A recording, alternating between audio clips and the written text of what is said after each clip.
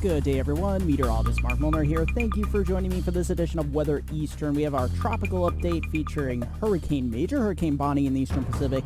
We'll see where that's going, see if it's going to have any threat to land. We do have another system behind Bonnie that's expected to develop in a very similar area that Bonnie's going over right now, so we'll get into that towards the end of this week, into the weekend.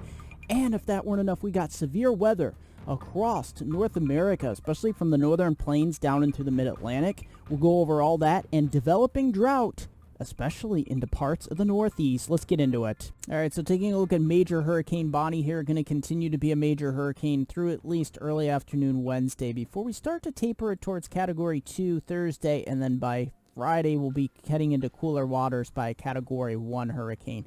There will be some intense wave action here along the southwest coast of Mexico. We could have wave heights, on the order of 8+ feet in some locations. So a lot of waves really kicking up here. It's not going to be storm surge, but it's going to be a lot of waves. So if you're out there on the beach and you go out in the water, just be mindful of that. And we'll watch this area. I'll show you in the models. We have a lot of areas here along Central America that we might get a system spin up here. Let's take a look. All right, so taking a look at the tropics here, there's going to be two areas of interest. We have a couple areas of low pressure here across the Atlantic, one off the Cape Verdes, one northeast of the U.S. Virgin Islands, and then we have another area here over Central America. We have a couple low pressure systems that could develop here south of the Mexican coast, and we will have some that affect the South Mexican coast too. I'll go over that in the models momentarily here. But next week, particularly from July 10th to 13th, and I'll show you this on the model data, we could have, some of these storms spin up on the stalled front across the western Atlantic here along the U.S. East Coast. So let's get into the modeling here as well. All right, and thanks to Tropical Tidbits here, take a look at Major Hurricane Bonnie. There's the Mexican coastline. Look how symmetrical it is. This is a perfect hurricane indeed, producing lots of wave action towards the Mexican coastline. All right, so taking a look at the tropics, we got a little area out here towards the Cape Verdes. The ITCZ is pretty active. Upper level low, not much area for development, but we'll watch Central America here because we might have something next week go towards the Gulf, and definitely impulses of energy going towards the west, and we'll watch this area next week for stalled out fronts. All right, Eastern Pacific, you're dealing with tremendous wave action along the southwestern and western part of the Mexican coastline here. Major Hurricane Bonnie now moving past the longitude of Puerto Vallarta. Good news, but you definitely will see those 8-foot plus waves. Thankfully, it's not storm surge, it's just waves. But at this time, Bonnie's going to continue to move away from the coast. Now, if you continue to look behind Bonnie here towards Central America, you start to see, you make out some of these impulses going on. There's a little one up here that we've been watching too. It's been heading inland though, which is good news. But look at this. There's the intertropical convergence zone. As we put this into motion, let's take a look. So, Bonnie's continuing towards the west-northwest here. We have this next potential area, towards the end of the week here. This is later Wednesday. Take a look here in Central America. And you have, during the day, you get this proverbial monsoon moisture heading up towards the west coast of Mexico. So as we continue in time, Bonnie is just going to continue to be a formidable force, a hurricane out here into the Pacific. Maybe, weakening as it heads towards cooler waters here. But the wave action is going to continue here, even up to southern part of California. Now, as you can see, our next area of concern is right in this area, this big old blob. And we're going to have impulses riding along the coastline here, too. So watch this as we continue to put this in motion towards the weekend. We have a little impulse that rides up here along the coast towards Puerto Vallarta. From Acapulco here. This could be, bring some showers, thunderstorms. It is a tropical wave. I don't expect it to develop at this time, but this one down here should take precedence as far as intensity and probably rob a lot of the moisture from the north here. So this is definitely probably going to come our next named storm. This system will slowly head to the north. It will produce some gusty winds here along the coast, some heavy rains, but thankfully I don't think this one's going to become a system at this time. We'll continue to watch it here, though. There's that next system, and there's another one here waiting in the wings here. Take a look at this. As we continue to put this out through Sunday, July 10th, here is that next system developing here. Now, is it going to go on the Pacific side? It doesn't look like the GFS takes it to the Pacific side. In fact, it takes it northward towards the Gulf of Mexico. Take a look at this. As we head through in time, this is next Wednesday, July 13th. Here it is over the Gulf of Mexico. And we have another wave developing here. Here's another impulse riding up along the coast of Acapulco here towards the west coast of Mexico. So this is going to remain very active. Look at here. Will the Gulf of Mexico get a named storm next week? It is quite possible. So, as we continue to put this into motion, that's a pretty strong tropical wave signal here. Another one here across Central America. We're just going to continue to watch this as we go in time. Now, if we take a look, let's take a look at the GFS or the Euro here. So as we continue, let's start from the beginning here. Bonnie moving away from the Mexican coastline. So look at this monsoon moisture just pummeling the west coast of Mexico here. So any similarities? Well, yes, the Euro has this system. Big old open wave here. There's that little wave towards Puerto Vallarta towards Friday into Saturday. Some gusty winds, some heavy rains potential with this. Definitely watch out for that. There's Central America, watching out for the potential here. And as we continue in time here, take a look at this. Continuing to watch this area towards Saturday, July 9th.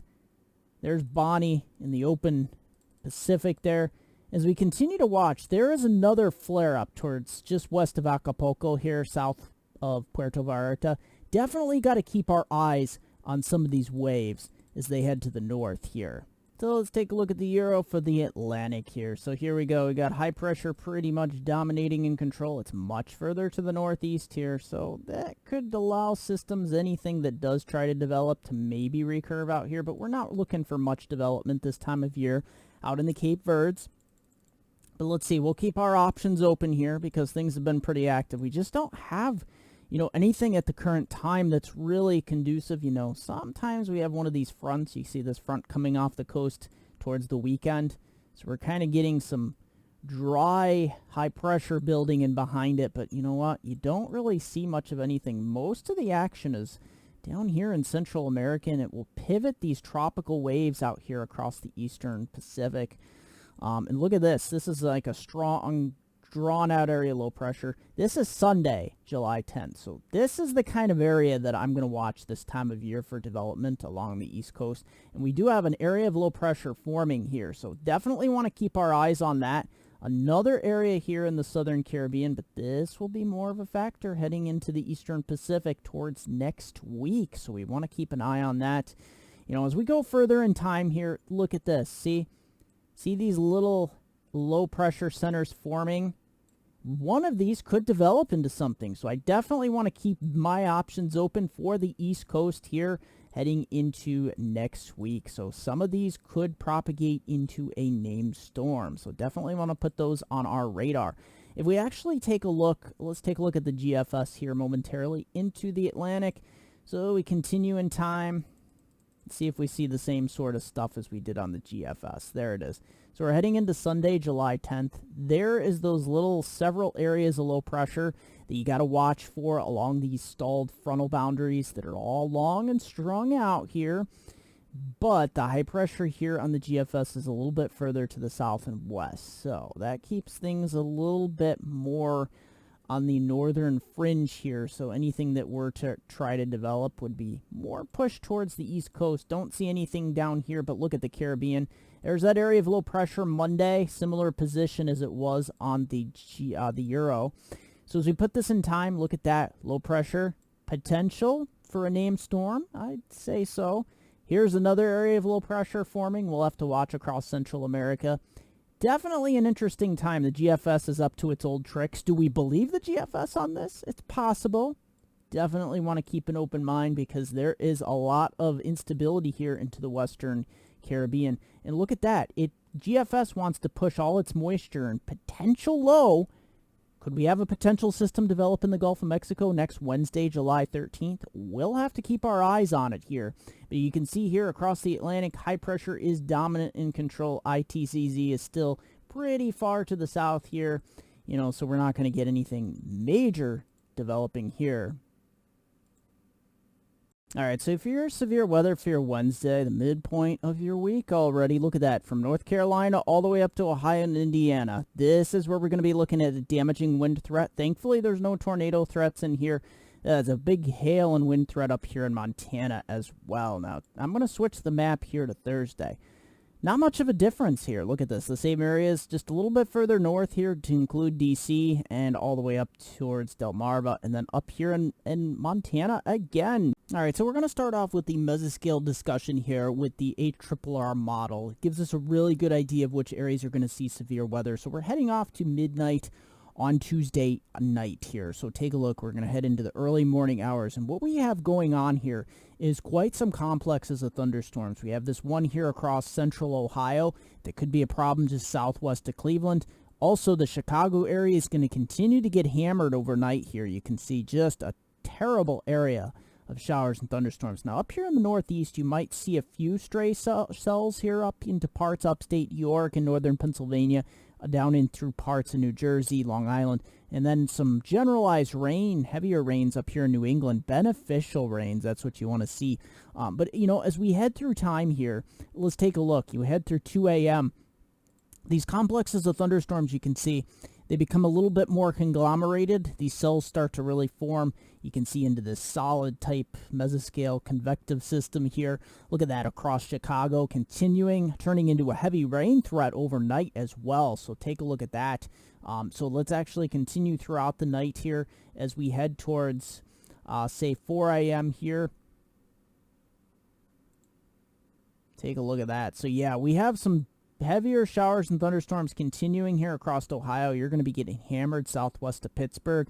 South of Chicago, this is where it really starts to turn a little ugly, you know, throughout the night. You know, severe weather will be continuing. And as we continue here, take a look at this. So we have a couple complexes of thunderstorms. These are going to make their way down into the mid-Atlantic. This could spark, you know, those stronger thunderstorms during the day on Wednesday here. And look at this here into central Ohio. We continue with this other complex back in through parts of Indiana through 6 a.m. Wednesday morning. So let's continue this. Look at this, 8 a.m.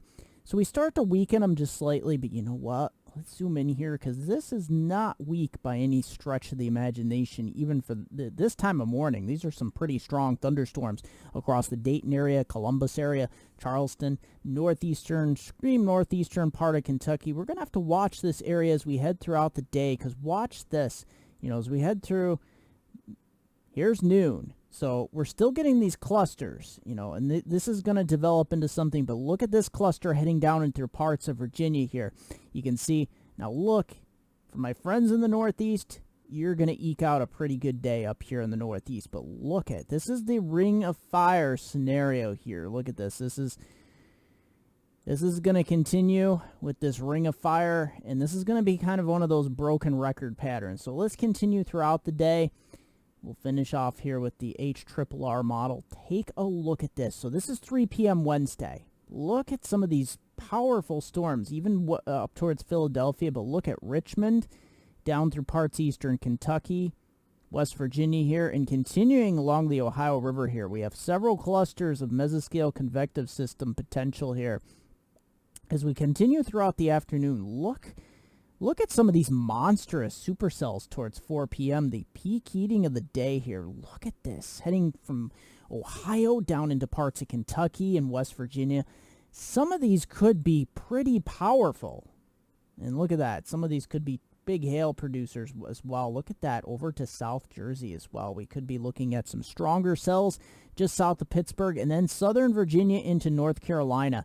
Definitely continuing with that theme of stronger to severe thunderstorms here. Look at this. This is crazy amount of thunderstorms here. Look at this. This is just, you know, if you're in this area, definitely keep an eye to the sky. The area that I'm going to really put under the gun for like the strongest severe weather on Wednesday would definitely have to be this area right here. So, you know, starting up into portions of, you know, Ohio, Kentucky, and it's just going to propagate here to the southeast. And then you get redevelopment back here. Look at this. This is 6 p.m. on Wednesday. So, you know, as we continue in time here, let's take 8 p.m. We're still left with lots of strong thunderstorms. I wouldn't be surprised. Some of these across the Washington, D.C., Baltimore area, some of these could get a little frisky. And then down into parts of North Carolina here, eastern Kentucky, southern Ohio, some stronger cells up here towards western Ohio as well, but the big show will be just to the south. You know, as we head in time here, This is Wednesday, 11 p.m. So you see a lot of these, look at these big, strong thunderstorms. North Carolina, continuing in eastern Kentucky here, West Virginia, and here into the central portion of the nation's capital. Now, you notice something, the Northeast, this is going to be a common theme in the coming days. The Northeast stays really quiet and very dry. And take a look at this, yeah. So as we head in time here, let's take a look at, we're going to head into Thursday here. So early Thursday morning, take a look at this. So yeah, the baseline of the strongest thunderstorms are going to be heading into North Carolina here. You can see just south of Fayetteville, knocking on the door of Wilmington here. A lot of these become a little bit cellular in nature, so you won't have to worry about too many of these becoming severe. But as we head throughout the early morning hours, there's going to be 2 clusters continuing here. That looks like it's turning into a heavy rain event as well along the North Carolina-South Carolina border. And another complex of storms just south of Louisville here. We'll have to watch that, as that develops, continuing to watch it. But we do have some weakening. That is some good news. Let's zoom out here a little bit. We'll have to watch. We have some clusters of storms out here early Thursday morning. Take a look at that. So let's continue this in motion here. Anything look interesting heading into Thursday? Well, not too much until you get towards the afternoon, look at that, just west of Indianapolis here. And then you start to have some of these fire across the mid-Atlantic again. So we might have the potential here for more severe weather. But look at that across the Northeast. You're looking high and dry. Look what's right off your coast, though. You got to watch these persistent thunderstorms this time of year.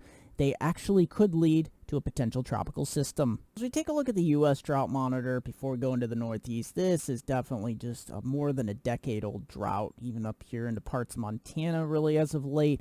And here across the Southeast, we're definitely going to get some beneficial rains. The big question is, to my friends here into the Northeast, let's see here. So yeah, we are abnormally dry. I really think this yellow area should be expanded over to include Syracuse, Oswego, Binghamton, maybe as far south as Wilkes-Barre here. And as you can see here into New England, this is just expanding. So look at this. This is much bigger than it was a couple weeks ago. Look at this moderate drought here. It's expanding further to the southwest into the Northeast here. And most of Massachusetts is now in a moderate drought. And look at here into southern Maine, moderate drought as well. We're starting to get dry here in South Jersey as well as West Virginia as well. But I definitely think these areas are definitely in need of some rain. So I wanted to bring to your attention here, this is like the classic ring of fire pattern. So you're going to have like this area of high pressure, and then around this area, you're going to have these ring of fire. It's not going to really encompass much of the Northeast, though. But you are going to have, this major heat wave here. Look at these area of 100s here from Texas all the way up into the mid-Mississippi River Valley. And if we put this into motion, this is going into your, take a look at your Thursday. Here it is. Look at this. We have, it's staying pretty temperate in the Northeast, but staying very dry. And if you notice here, we're definitely just baking. The heat is on, especially out west as well. And then we're building the heat here into the southeast as well. We get into your Friday. Look at this. Yeah, you notice it's pretty nice and temperate, but it's very dry in the Northeast. This heat just continues, and we're going to build it here off the southeast coast as well. Look at, we have another pocket of heat developing up here in the northern plains for your Friday, TGIF. Look at this for your Saturday. There, I told you so. Look at that. Heat making it all the way up into the northern plains here. Look at that. A little shot of cooler 70s up here into the Northeast. But once again, we're staying dry. And look at this. This chunk of heat continues to pummel both the desert Southwest and to the Southeast. And look at this. We get into your Sunday. It's just beautiful in the Northeast. We just don't have any rain. And look at this. These hundreds just continue to expand. Upper Susquehanna River Valley, extended forecast Binghamton to Scranton, Wilkes-Barre. Take a look Wednesday through Sunday here. Mostly cloudy Wednesday. Not a lot of UV rays, so if you want to get out there and enjoy, no rain, 78. Thursday, 81. I think we'll have maybe a chance of a shower or thunderstorm, particularly after 3 p.m., but definitely not an all-day washout, and likely, more than likely, to stay dry into Friday. Maybe a another stray shower or thunderstorm, but definitely not looking at much here, if anything. It's going to remain pretty dry through Saturday and Sunday as well. Beautiful Saturday and Sunday, lower humidity. Look at that nice sleeping weather Sunday morning. As always, I want to thank you for joining me for this edition of Weather Eastern. Don't forget, if you're new to the channel, subscribe, smash that bell button for notifications, smash the like button. It gives the video a lot more exposure. Question or comment down below. I'd love to keep the weather conversation going. Facebook, Media Mark, also Weather Northeastern on Facebook. Also, Hurricane Northeastern to follow my tropical page. It's also Susquehanna weather for my localized weather viewers, and on Twitter at Weather Eastern, MediaMark.com, WeatherNortheastern.com.